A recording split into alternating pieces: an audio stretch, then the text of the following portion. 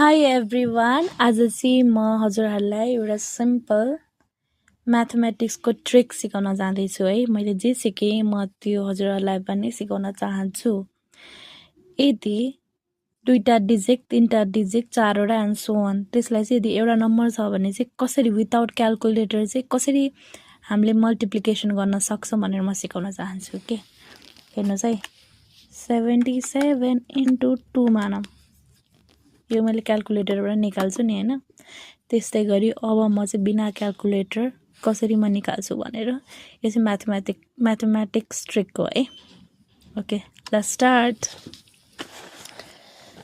सुरुमा चाहिँ हामी एकदम सिम्पलबाट सुरु गरौँ है।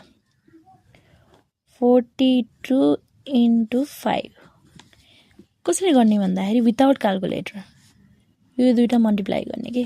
5 2 जा कति हुन्छ हाम्रो 10 हुन्छ नि। क्यारी ओभर 1 यहाँ गयो। फेरि यो दुईटा मल्टिप्लाई गर्ने 5 4 जा कति भयो 20 20 + 1 इज 21। अब हामी मिल्छ कि मिल्दैन अब एकचोटि क्यालकुलेटरमा चेक गरौँ न। 42 × 5 छ नि, हेर्नुहोस् है।